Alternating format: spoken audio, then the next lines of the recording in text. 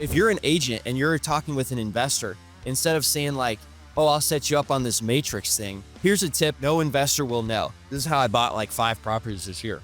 You could tell them about this software that they could use and you could help them, called like Zoom Offers Now. Basically, as an investor, I subscribe to it and it sends my agent's DocuSign pre-filled in, and it lets me send offers on behalf of my agent at 70% of list value. So I can set it to like the exact type of properties I want that are hitting 100 days on market, right? And then my agent's the one who responds. And that's how I got 5 deals, 70% lower of the list value of what they had listed it at, because they're old listings. So my agent got 5 transactions on buyer side, and then one that I ended up selling again, she sold on the flip side, right? So she got both sides of that deal, and she just fielded the questions for the offers I sent out, right? So some of them are a little bit upset because they're like, 70% of list price. But also like 2 months rolled by and then they're like, hey, is that offer still good?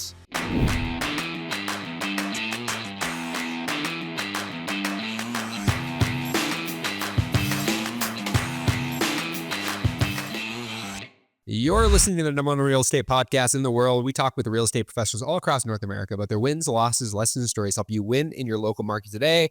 My name's Cody from Sharon Street. I'm joined with Vikram Deal of Sharon Street. Man, I'm still trying to get used to that. For so long, I said Real Estate Sales Academy, and now it's Triz. And it's like, whenever you brand something, you're like, oh man, like that's so easy to say. But like now I'm struggling a little bit on the end of that intro. But what's up, man? How you doing? What's good in the world of Vikram Deal? You just got back from like Joe Dispenza. You're all woo woo now. I've been woo woo. I got my crystals on my desk. Like I've been part of the Wu-Tang Clan for years. It's the funny thing is in sales, like what people don't realize is that it's the hardest game in the world, which is why most people never play it well. And it's a game of self-development and personal perseverance. And there's a lot of limiting beliefs that show up inside of us that we don't want to look at. We don't want to address. We don't want to face, because it's easier to just keep doing the status quo. But when you start to open up those conversations with yourself, it allows you to really go deeper in yourself, and it allows you to show up in the world like way more authentic and way more. We're all electrical beings. Like if you look at a human body, it's the way that it connects is through electrical signals. And we diminish those signals over time because we block energy in certain parts of our body. We store energy, we store trauma, we store all this stuff. And so I've been deep into personal development for 20, 30 years. My dad got me into it when he used to do MLM, like so appreciative of him. But yeah, man, last week was in Cancun, did the advanced follow-up. I got my bracelet on to just kind of remember to stay in that heart center, to stay grounded. We're working on a lot of things right now, and it's easy to talk at people instead of talk to people. And just like I look down at the bracelet and I'm like, no, man, that's not how you communicate, bro. Like it's one thing to have a sales communication, which we work on a lot inside of the Triz program, but it's another thing to have like communication processes for your team members, your contractors, your friends, like your partners, right? Like your family members, your siblings, right? Like every single one of those requires a slightly different modification, because we bring emotions into every single one of those conversations that we don't even freaking realize. So that's kind of my Wu-Tang Clan TED Talk. What's good in your world? It's your birthday on Monday. That's cool. I'm this is literally my last meeting of the weekend. Headed out for the weekend with me and Andrea are going to go to Guadalupe. We had a little bit of a fiasco this morning with a car rental agency. So hopefully we get what happened? There's this thing called Pico Placa in Medellin, and they tried to rent me a car that hold on, off a lot. So for those that don't understand this, in Colombia, they restrict you to drive a car based off of the last 2 digits of the license plate. Yeah. They say it's to help with congestion and traffic. I don't really know how that works, because like most people just have like a scooter or a car, they Uber.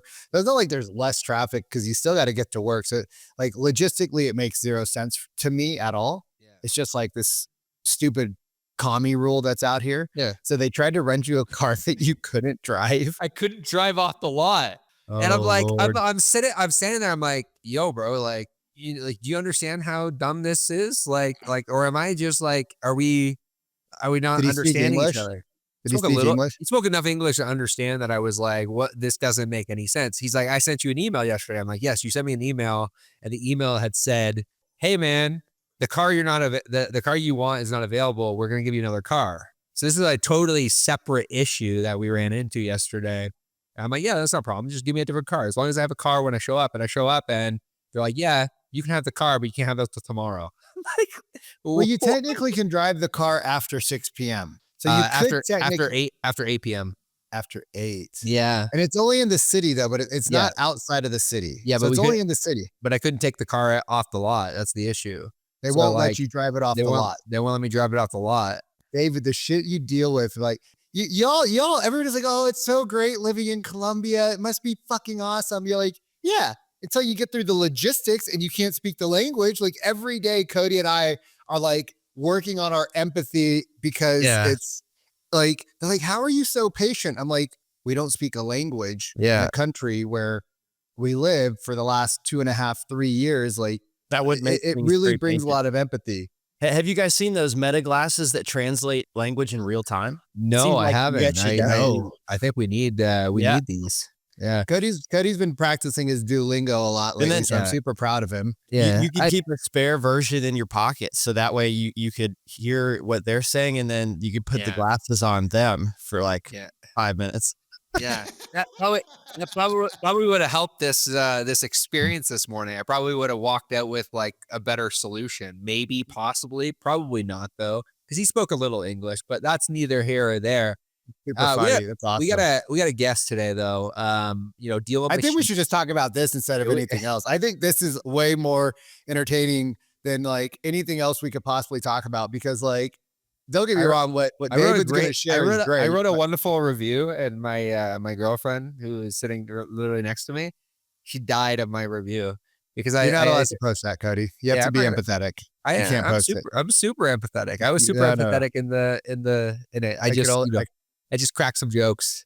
We have to help people become better. Yes. But I'm using this as a venting opportunity today. So, but what's up? What's up? Why don't you intro our guest, and then we can kind of get into like man. So jam session about real estate. Oh my gosh, I got like people calling me left and right. Actually, why don't you introduce? Because I have an ATM delivery at my door that I need to send up to. You're receiving an ATM? Yeah, bro. There's cool shit that we can do. We can order money, and money shows up to our apartments. It's I ordered it. I'm paying my cleaner through an ATM delivery to the front of my house, and then she'll take the cash that I owe her. She'll leave me the change, and then she'll just dip out. Just while where we live in, David. So we met David at Fight Club. Fight Club is a mastermind that we're a part of in Nashville. We met him for the first time. Really, really cool dude, and we all had the opportunity to connect at Nashville. We have a fundamental belief: live events change lives, and it's really cool that we have the opportunity to kind of have somebody on the podcast that we had, opportunity to meet. And David's doing some really cool things in the real estate investing world, but I don't want to steal your thunder. I'd rather you give us kind of like a high level overview, like 60-second Cliff Notes version of kind of like what the actual platform does, how it helps, like as far as investing. And then what we'll do is we'll get into some jamming around investing. And so take it away. I love how David's like, wait, where do you guys live? You have money coming. You can't rent the car. He's in culture shock right now. You're like, oh, go ahead and introduce yourself. I think we need to let him breathe for a second into this. Hey, you can breathe for 2 seconds and then intro yourself. I think it's a great segue. Anyone listening to this who is a new agent, if you follow the advice on this episode, you'll have money being delivered to your door too. Hey, there you go. There's the segue. I actually, I bought and purchased 19 rental properties. I did 7 last year with the help of an agent. So I'd love to share you guys like how we worked together and how you guys might be able to work with investors that are buying more than one property. So you have a lot of repeat business in a short amount of time. And along my real estate investing journey, I was told that you could find the best houses when they're like run down. And so I built a tool that would let me like take a picture of a house, tell me who owns it, send out a letter. So of course, as an agent, you could do that as well for clients, but it's kind of evolved. So now you can use AI to analyze the Google Street images in your area for any rundown properties that an investor might like. You can also make calls to renters with like a high net worth who may be wanting to buy a house, and you can call them. And when we don't know what to say, the way you make calls in DealMachine incorporates AI. I guess that's a theme for this year, is just like it tells you what to say next. So it takes that load off of not knowing what to say. As Vikram was saying, we're all electrical beings, and sometimes making that call can make us like tense up. And even though we know what to say, we know how we can help that person, our electrical circuits like short circuit when we get like stressed, or we don't know what's going to happen when the other person picks up, and then we don't say the right thing, or we miss an opportunity, or it feels like that sometimes. I think a lot of agents, their electrical circuits, when they think about picking up the phone, squeeze so hard that they squeeze their tape so much that they have a little shart in the back of their underwear. Because like if you look at agents, when they have to, when you say, hey, pick up, here's a list of names and numbers, have a authentic conversation with them, and you look at their faces, you would think they poop themselves, because it's like you ask them to do the most crazy thing in the world. And I'm like, we live in a world where we're 30, 40, 50-year-old humans. You're just talking to like another human about something that they actually want to do, or something that you allegedly have help to you could help them with. And yet they still clamp up so tight, man. It's like, it's crazy. And I love that you're using AI. I'd love to, maybe give you guys some stuff that you can input into your AI to make the conversations a little bit more. I haven't seen your AI, but like, that might be really fun to play with. I could show it to you now, but I guess just to conclude, I'm a investor that works with agents to buy my properties. And then I also made this tool. It's been used by investors called DealMachine. And recently we added this data, this consumer data on top of the property data that allows agents to want to come in and be able to market to people that haven't been able to do before through direct mail or calling with that consumer data. So just, and you guys are endorsed. You guys are endorsed, or you guys are pretty large on Bigger Pockets, correct? Yeah, absolutely. Mm-hmm. So like, if you guys like need credibility, Bigger Pockets, if you're an agent and you don't know what Bigger Pockets is, like that could be a problem. You probably haven't worked with many investors if you don't really know what Bigger Pockets is. And you don't, and here's the thing, like you don't need to listen to, like, here's what I'm going to put out there. I'm sorry, David, it's going to crush your soul, but you don't need to work with everybody. But if you have a lot of people in your marketplace, or you have a lot of activity to investors, then you should definitely pay attention, because like there is a huge opportunity. Like when I was working in real estate, I think it was Sharon at an event that he held. He had a private mastermind in the back of an event. And he said, hey, Vic, because I always just work me, Cody, I work my way to the front of the room and I just make friends with important people. And I just started making friends with Sharon. I had no idea who he was, just another Indian dude. And he goes, hey, man, how big is your investor list? I'm like, well, we got investors in our database. He's like, that's not what I asked you. He's like, how big is your list? He's like, is it segmented? Can you send them an email? If I send you a property in California, could you send an email to your investor list and say, hey guys, I have a deal in, Laguna Beach that's 30% under market. Could you send it to the right people? And I go, no. He goes, go back to your office and have your team go through your database and find all of your investor clients and come up with your 100 best people that are actual true investors, not the people who talk about it. And then shoot them an email saying, hey, I have a deal that's about 20% under market, and see how many respond. You know how many responded? It was like 60% response rate. I was like, holy crap. Yeah, that's great for email. Because like, one, this was 2014, 2015. But it was a highly segmented, very like contextual, high intent people that actually own property. We were in Seattle. So like they were tech people that were dual residents of Seattle and California, not dual residents, but dual property owners. So a lot of them made a lot of money. So they stayed in California with 1 or 2, 3 properties. And then they came to Seattle. So they didn't mind adding to their portfolio. We had like a 50, 60, 70% response rate to that list when we hit them. And I was like, holy shit. Sharon's like, dude, if you don't like investors, bro, like you should farm this out to somebody because those people have money and they want to spend it. I'm like, they're all your cousins, Sharon. They're all a bunch of Indians. And he's like, exactly. So let me ask you this question because Cody's going to take over otherwise. And it's his birthday weekend. So he should. Yes, happy early birthday, Cody. Oh, thank you. Most appreciated. What's the number one challenge, right, that you find for agents that are trying to break into this new segment, right? Because this is a very niche market. There's so much to do inside of investing, right? So how do you, when you're talking with your agents or when you've spoken to them in the past, because you're a smart dude, like Yes. if you're not following David, you're dumb. Smart dude. What is your tips for them? Yeah. So DealMachine is like a tool you can subscribe to, 7-day free trial, $100 a month for lead generation. Sweet. Now, the place where people get hung up is they may cancel because it really does require you to know what to say, So here's like 5 rules of thumb that I think could help you figure out what to say. And the first one is like, instead of saying like, hey, are you thinking of buying and selling? You could say something like, hey, did you know your neighbor sold their home for $50K over asking? Like, that's crazy. Do you want to know what that means for your home? That would be like a better way to open the conversation. Number 2 would be like, if you want to qualify the person without sounding like an interrogation. I sometimes, I'm a very curious person, so I ask a lot of questions. And this isn't even business related, but with my girlfriend, sometimes she'd get mad if I ask too many questions, like an interrogation, and it makes the conversation go south. So there's like a thing called LP Mama. You guys ever heard of LP Mama? No. We love trash and LP Mama. You LP do? Mama's, yeah, because nobody knows how to fucking use it, bro. Well, how do they not use it right?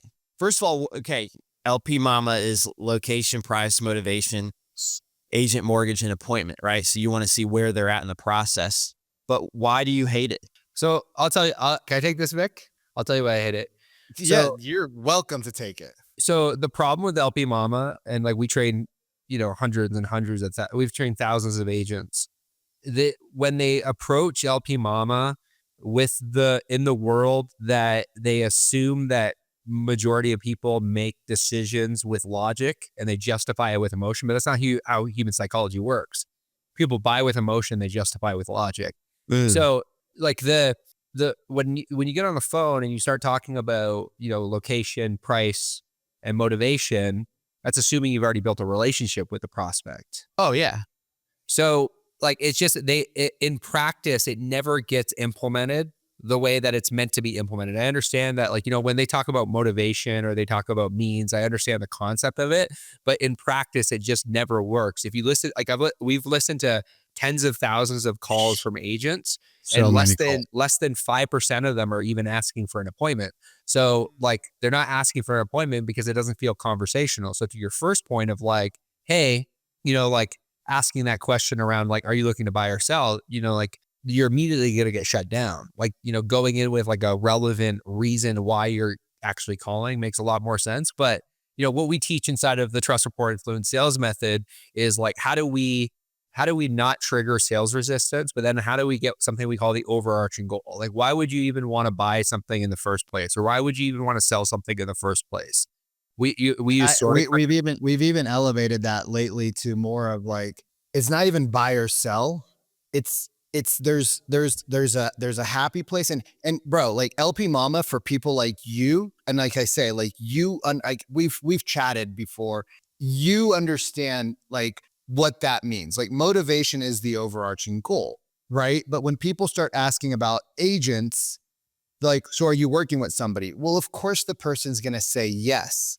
You got to figure out how to ask that question in a way that is not a direct slap in the face for you, right? So, hey, how have you been out there looking for properties? Hey, how have you been out there researching the market? Hey, is there anybody helping you with X, Y, and Z? right? So like you have to ask questions that allow you to get the response, because the average typical agent has been trained poorly. And because it's not their fault that LP Mama doesn't work from a analogy standpoint or whatever. LP, what's it called when you have a bunch of letters stacked together? It's like An acronym. Thank you guys. So when you have an acronym, it works from that standpoint, from a marketing standpoint. But from a practical standpoint, if you don't understand why we do what we do, I'm really glad you brought this up, because I think this is beautiful. Me too. I triggered it. It's like, boom, you guys were on it. It's fun for me. Because we just train so many people, right? And again, like when you're highly intelligent, it makes sense. Thank you. No, it is. Like when you're highly intelligent, it makes sense, because when you understand the process, I'm not saying that anybody listening is not intelligent. Please don't construe that. It's just, you have figured something out that most people have never been taught. Like you're in rooms with Sharon and Aaron and Cody. I just happen to be there, like cracking stupid jokes in the back. Here's a practical example. So when I started looking for rental properties, I would go to like properties that were listed. And of course the agent's like, well, if you want, I could send you properties. And then I was like, sure. And then they send you the matrix portal, with a filter, and never talk to him again. And then like, I would go to multiple, like showings for properties I ended up buying. I was set up on like 5, 6, 7 matrix portals, right? Well, let's talk about that for a second. Yeah. So the agent, they never asked me if anyone else was helping me. They didn't ask anything. So I understand what you're saying, but I think you have to do more than just set them up, right? You have got to ask some of those questions. Here's a tip. If you guys encounter an investor, here's something no investor will know. And this is how I bought like 5 properties this year. There's some software called like Zoom Offers Now. I don't own it. There's a guy named Caleb who owns it.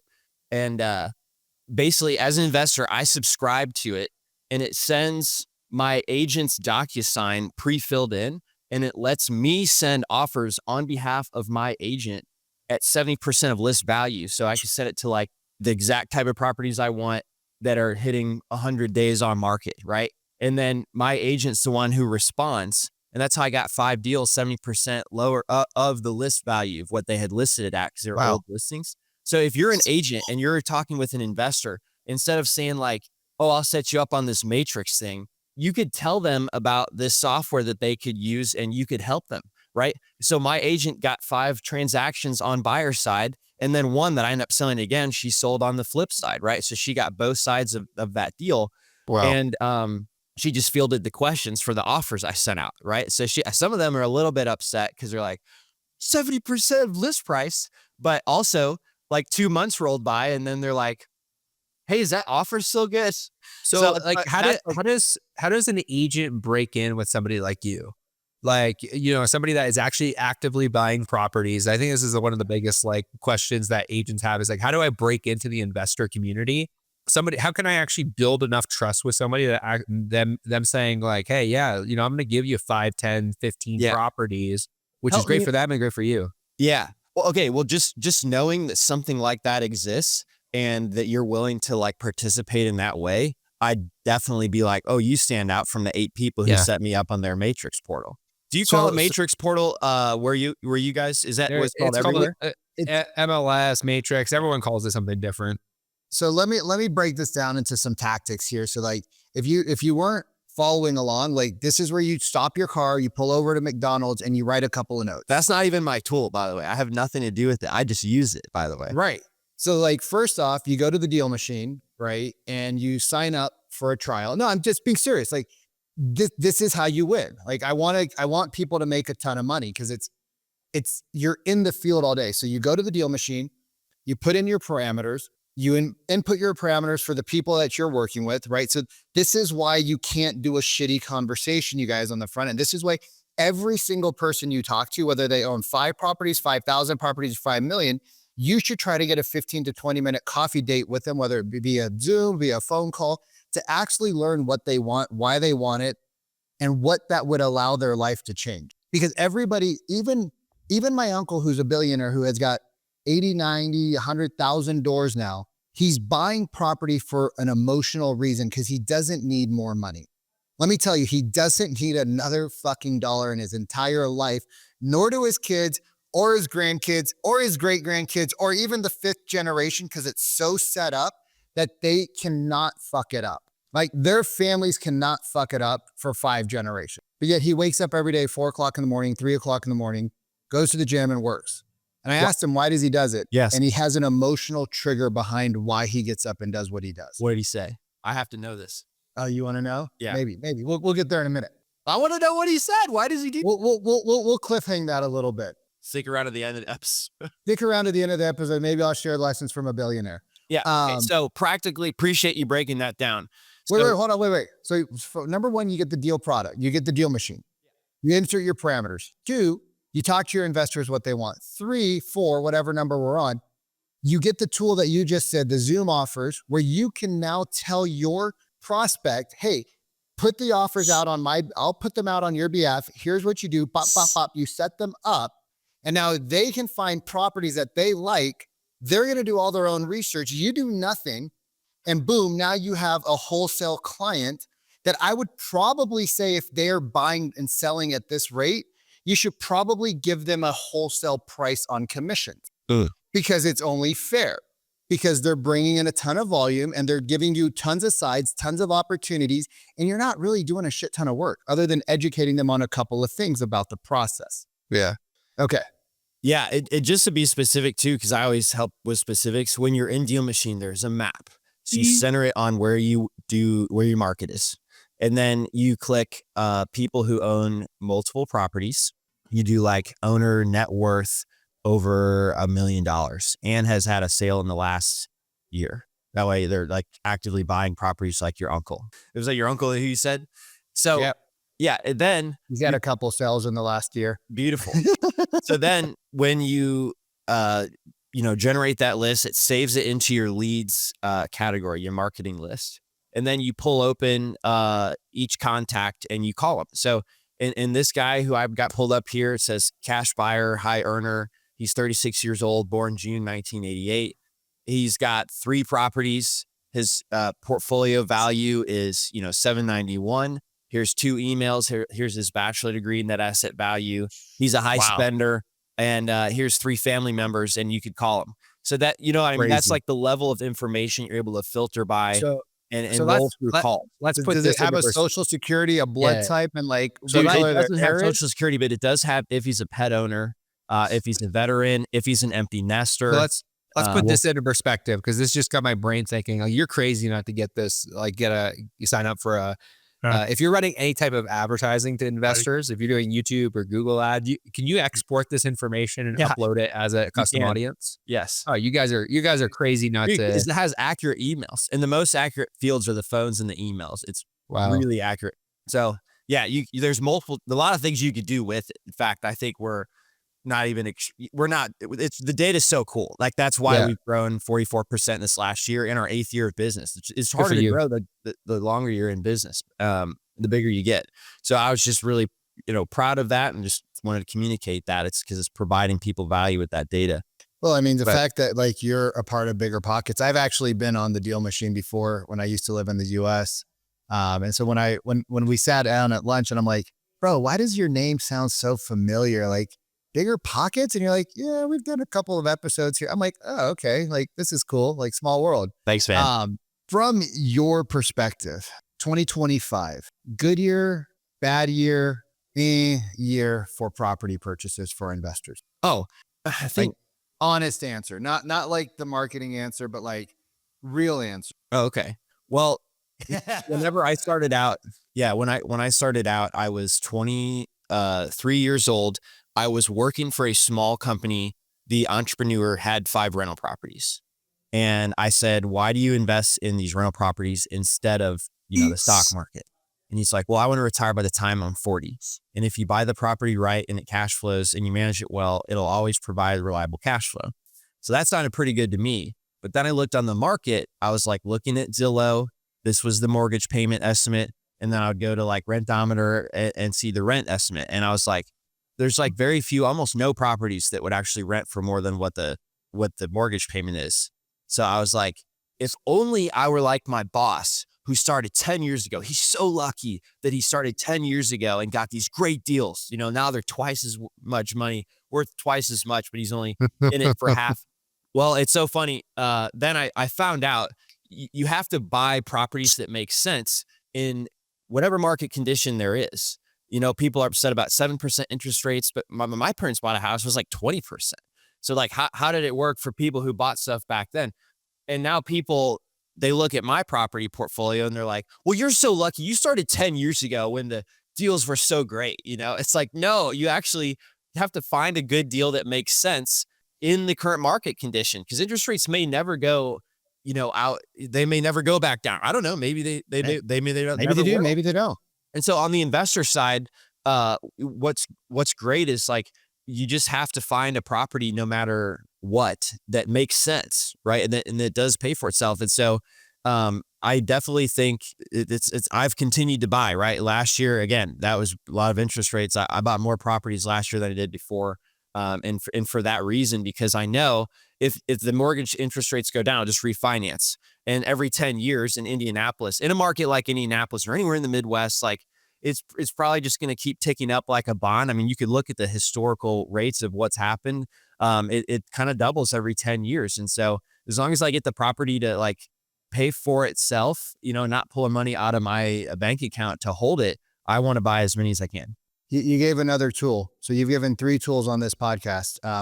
Rentometer, right? So when you guys look at the property, you then put in whatever numbers you would put in, you figure out what your monthly nut is, right? Your expenses. You should always save a little bit for, you know, clients that are going to do stupid shit, right? You're going to have tenants that do stupid shit. They're going to trash the house. There's going to be a leak. They're going to do something, break something, and you're going to be liable to fix it. So you should always put 10, 15, 20%, depending on the age of the property. If you're just starting out, you should probably put 20, 25% away right away, because like you want to make sure when that rainy day hits, you have the slush fund so you don't come out of pocket. That's my philosophy. There's some people that are so rich, they buy properties that don't cash flow.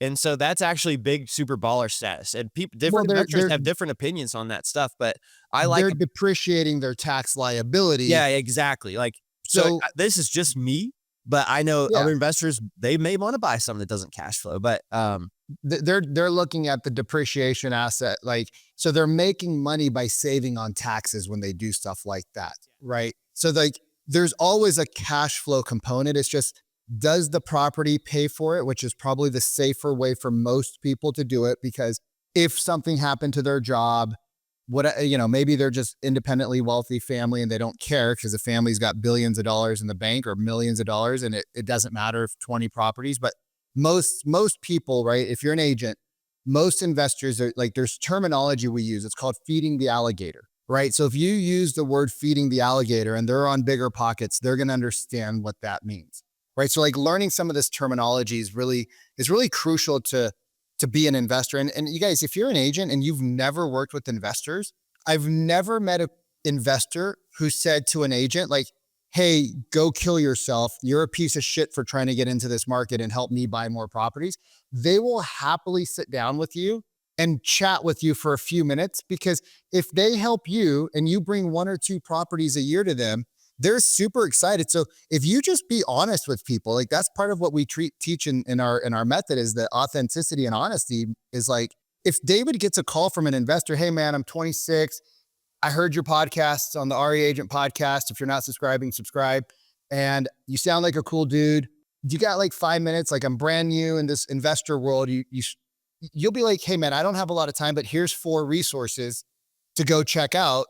If you actually watch and learn those resources and call me back, I will sit down with you for coffee. Most people will never do that because they just want like an easy fix. I've never, like even my uncle, dude, I've sat in his office for 3 days. He got a call from an agent brand new. He's like, hey, come to my office. I'll give you a book. The book is Think and Grow Rich. He's like, if you read that book in 14 days, I will sit down with you for 45 minutes at my office and have coffee with you and answer all your questions. He's given out 1,000 books. You know how many people have come back and read the book? Not many. No, not many. 5, Correct. 10, 15 people, right? So like most people are trying to pretend to be something they're not, which is why they never can get to a level of where they want to be. And so I think it's important we kind of touch base on that too. Go a little bit above and beyond. Right. And dude, like when I was new, and like we're all new at some point in something, people who've been through the trenches want to help other people get through the trenches. It makes you feel good. So if you're just open, honest, and authentic with humans, Yeah. like, dude, oh my God, like I can help you for sure, bro. Come on down. There's a famous story too of like Warren Buffett and who was his like secondhand guy? Charlie Munger. Yeah. Or yeah. So here we'll use that as example. Let's assume where like Charlie came to Warren Buffett and Charlie was like, "Hey, I'll work for you for free," and Warren was like, "Well, no, that would actually be worse because I'd have to spend all this time training you, and it would be a drag on me, right?" And he did it anyway. But it might have been Warren to his mentor. I forget which way it's exact person it was, but that's the thing is like people have come out and say like, "Hey, can you mentor me? And I'll work for you for free." It actually takes time to like train somebody on like how you'd want them to work. So you don't want to make that investment unless you know they're serious, right? So just reading the book tells the person you're serious, and now they're willing to invest in you if you've invested in yourself a little bit, or just kind of jump through a hoop, if you will. So that's a great way to show somebody that you're willing to do that. No, this was great. Like we have to wrap up here, but if somebody were to want to reach out to you, they want to learn a little bit more about the DealMachine, they want to download, they want to actually create an account. Where can they do that? And can you give us kind of a 60-second synopsis of kind of like how it works and kind of what they can expect when they log in and they create an account?